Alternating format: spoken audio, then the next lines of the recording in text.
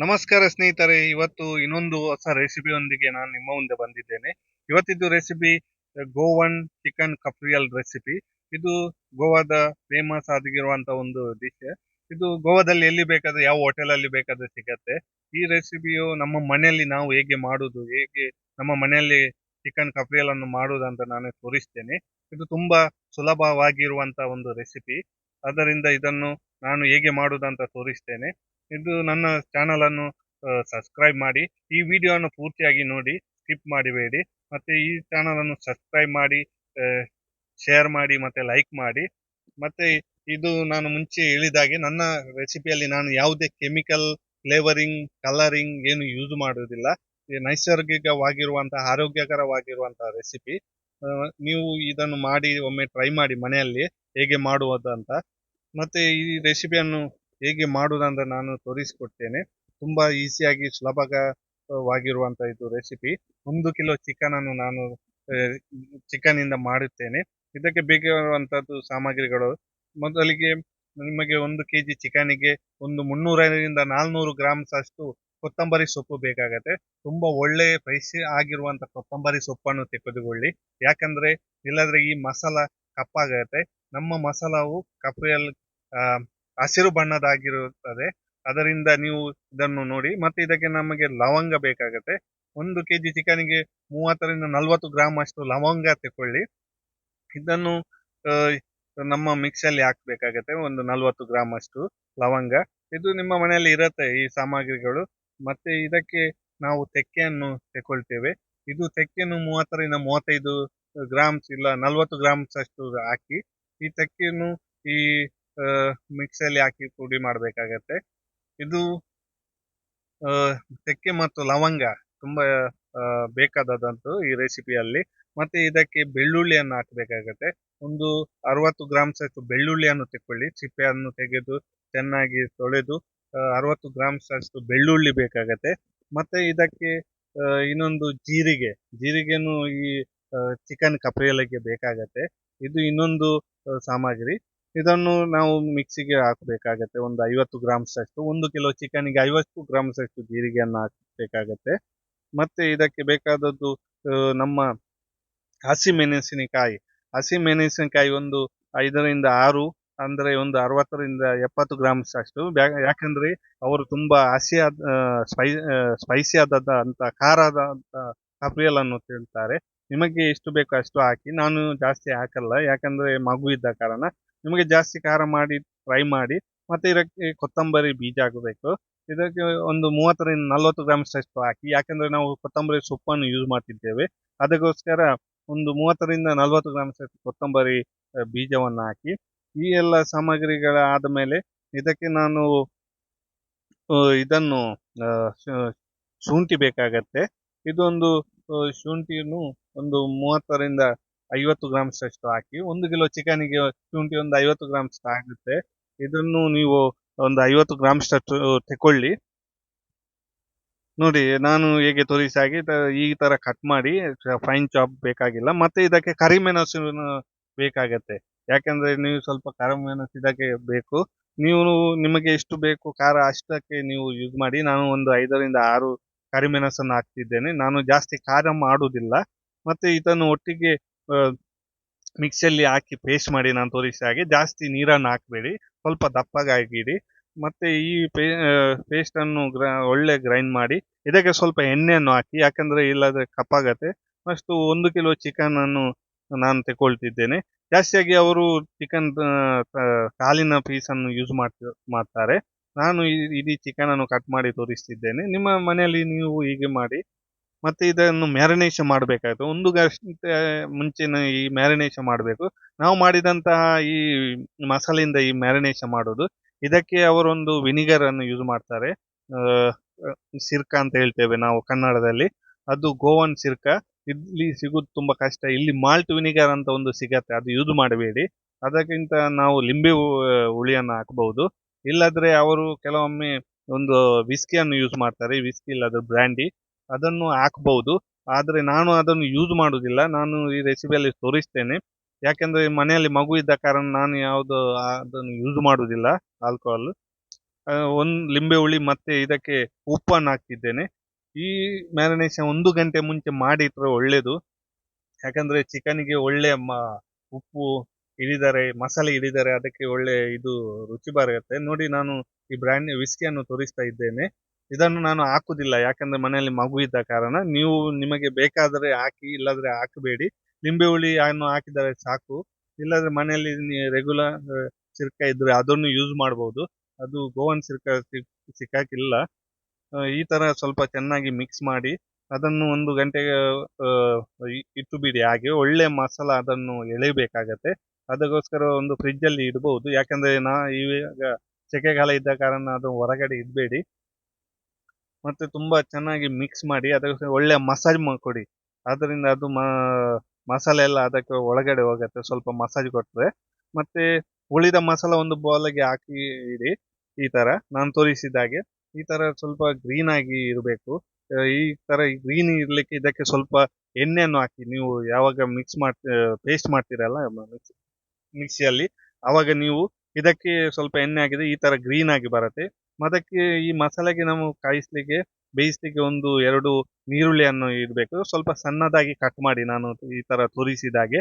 ಯಾಕಂದ್ರೆ ಇದು ಕುಕ್ ಆಗ್ಲಿಕ್ಕೆ ಸ್ವಲ್ಪ ಟೈಮ್ ತಗೊಳ್ತದೆ, ಅದಕ್ಕೋಸ್ಕರ ಈ ತರ ಕಟ್ ಮಾಡಿ. ಇದಕ್ಕೆ 1-2 ಟೊಮೆಟೊನು ತಾಗತ್ತೆ. ನಾನು ಈ ತರ ತುಂಬಾ ಸಣ್ಣದಾಗಿ ಕಟ್ ಮಾಡಿದ್ದೇನೆ. ನಿಮಗೆ ಆಗಿದ್ರೆ ಈ ತರ ಕಟ್ ಮಾಡಿ, ಇಲ್ಲದ್ರೆ ಸ್ವಲ್ಪ ಉದ್ದದಾಗಿ ಕಟ್ ಮಾಡಿದ್ರು ತೊಂದರೆ ಇಲ್ಲ. ನಾನು ಸ್ವಲ್ಪ ಬೇಗನೆ ಕುಕ್ ಆಗ್ಲಿಕ್ಕೆ ಅಂತ ಈ ತರ ಕಟ್ ಮಾಡಿದ್ದೇನೆ. ಮತ್ತೆ ನಾವು ಇದನ್ನು ಕುಕ್ ಮಾಡ್ಲಿಕ್ಕೆ ಸ್ಟಾರ್ಟ್ ಮಾಡುವ. ನೋಡಿ, ಈ ತರ ಕಡಾಯಿಯಲ್ಲಿ ಸ್ವಲ್ಪ ಎಣ್ಣೆಯನ್ನು ಹಾಕಬೇಕು. ನಾನು ಇಲ್ಲಿ ತೆಂಗಿನ ಎಣ್ಣೆಯನ್ನು ಯೂಸ್ ಮಾಡ್ತಿದ್ದೇನೆ. ನಿಮಗೆ ಯಾವ ಎಣ್ಣೆ ಬೇಕು ಆ ಎಣ್ಣೆ ಯೂಸ್ ಮಾಡಿ. ತೆಂಗಿನ ಎಣ್ಣೆ ಯೂಸ್ ಮಾಡಿದ್ರೆ ತುಂಬಾ ಒಳ್ಳೆಯದು. ಅದರಲ್ಲಿ ಕೊಲೆಸ್ಟ್ರಾಲ್ ಇರುವುದಿಲ್ಲ, ಆರೋಗ್ಯಕರ. ನೋಡಿ, ಈ ಎಣ್ಣೆ ಬಿಸಿಯಾಗಿ ರೆಡಿ ಆಗಿದೆ. ಇದಕ್ಕೆ ನಾನು ಈಗ ಈರುಳ್ಳಿಯನ್ನು ಹಾಕಿ ಅದನ್ನು ಸ್ವಲ್ಪ ಬೇಯಿಸ್ತೇನೆ. ಸ್ವಲ್ಪ ಫ್ರೈ ಮಾಡಬೇಕಾಗತ್ತೆ. ನೋಡಿ, ಎಲ್ಲ ಈರುಳ್ಳಿ ನೀವು ಹಾಕಿ ಅದಕ್ಕೆ. ಮತ್ತೆ ಇದನ್ನು ಬೇಯಿಸಿ ಒಳ್ಳೆದಾಗಿ. ಇದರ ಕಲರ್ ಚೇಂಜ್ ಆಗಬೇಕು. ಇದಕ್ಕೆ ಒಂದು ಗೋಲ್ಡನ್ ಬ್ರೌನ್ ಕಲರ್ ಬರಬೇಕಾಗತ್ತೆ. ಇದಕ್ಕೊಂದು 5 ನಿಮಿಷ ಆಗತ್ತೆ. ಸ್ವಲ್ಪ ಗ್ಯಾಸ್ ಅನ್ನು ಸ್ವಲ್ಪ ಸಣ್ಣದಾಗಿ ಇಡಿ. ಹೈ ಫ್ಲೇಮ್ ಅಲ್ಲಿ ಇಟ್ಟರೆ ಅದು ಬೇಗನೆ ಇದು ಅಡಿ ಉರಿದೋಗ್ಬಹುದು. ಅದಕ್ಕೋಸ್ಕರ ನೀವು ಸ್ವಲ್ಪ ಸಣ್ಣದಾಗಿ ಇಡಿ ಗ್ಯಾಸ್ ಅನ್ನು. ಮತ್ತೆ ಈ ಸರ ಮಿಕ್ಸ್ ಮಾಡ್ತಾ ಇರಿ. ಇದಕ್ಕೊಂದು 5 ನಿಮಿಷ ಆಗತ್ತೆ. ಅಷ್ಟರ ತನಕ ನೀವು ಇದನ್ನು ಮಿಕ್ಸ್ ಮಾಡ್ತಾ ಇರಿ. ಮತ್ತೆ ಈ ರೆಸಿಪಿ ತುಂಬಾ ರುಚಿಕರಿಯಾದಂತ ರೆಸಿಪಿ. ಮನೆಯಲ್ಲಿ ಯಾರು ಬಂದ್ರು ನೀವು ಇದನ್ನು ಮಾಡಬಹುದು. ನೋಡಿ, ಈ ತರ ಇದನ್ನು ಬೇಯಿಸ್ಬೇಕಾಗತ್ತೆ ಈರುಳ್ಳಿಯನ್ನು. ಹಸಿ ಈರುಳ್ಳಿಯಲ್ಲಿ ಹಾಕಬೇಡಿ, ಅದು ತಿನ್ನುವಾಗ ಒಳ್ಳೇದಾಗಲ್ಲ. ಅದಕ್ಕೋಸ್ಕರ, ಯಾಕಂದ್ರೆ ಇದರಲ್ಲಿ ನಾವು ಉಳಿದ ಕಫ್ರಿಯಲ್ ಮಸಾಲವನ್ನು ಹಾಕಿ ಚೆನ್ನಾಗಿ ಬೇಯಿಸ್ಬೇಕಾಗತ್ತೆ, ಫ್ರೈ ಮಾಡ್ಬೇಕಾಗತ್ತೆ. ನೋಡಿ, ಆದ್ಮೇಲೆ ಈರುಳ್ಳಿ ಕಾಯ್ದ ಮೇಲೆ ಇದಕ್ಕೆ ನಾನು ಟೊಮೆಟೊವನ್ನು ಹಾಕ್ತಿದ್ದೇನೆ. ಇದನ್ನು ಟೊಮೆಟೊನ್ನು ಹಾಕಿ ತುಂಬಾ ಚೆನ್ನಾಗಿ ಮಿಕ್ಸ್ ಮಾಡಿ. ಮತ್ತೆ ಇದಕ್ಕೆ ನಾನು ಹೇಳಿದಾಗೆ ಇದಕ್ಕೆ ನಾನು ಉಪ್ಪನ್ನು ಈಗಲೇ ಹಾಕ್ತಿದ್ದೇನೆ. ಯಾಕಂದ್ರೆ ಉಪ್ಪು ಮತ್ತು ಟೊಮೆಟೊಗೆ ಒಳ್ಳೆ ಹೋಗೋದಿಲ್ಲ. ಅದಕ್ಕೋಸ್ಕರ ಟೊಮೆಟೊಗೆ ಉಪ್ಪು ತಾಗಿದಷ್ಟು ಅದು ಬೇಗನೆ ಮೆಲ್ಟ್ ಆಗತ್ತೆ, ಅಂದ್ರೆ ಇದು ಬೇಯ್ದು ಹೋಗತ್ತೆ. ಅದಕ್ಕೋಸ್ಕರ ನಾನು ಮುಂಚೆನೆ ಹಾಕ್ತಿದ್ದೇನೆ. ನೀವು ಈ ಟ್ರಿಕ್ಸ್ ಅನ್ನು ಯೂಸ್ ಮಾಡಬಹುದು ನಿಮ್ಮ ರೆಸಿಪಿಯಲ್ಲಿ.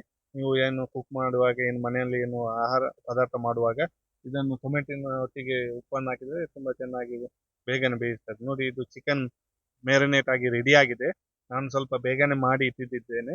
ಅದರಿಂದ ಇದು ಒಳ್ಳೆ ಮ್ಯಾರಿನೇಷನ್ ಹಿಡಿದಿದೆ. ಸ್ವಲ್ಪ ಚಿಕನ್ ನೀರು ಬಿಟ್ಟಿದೆ.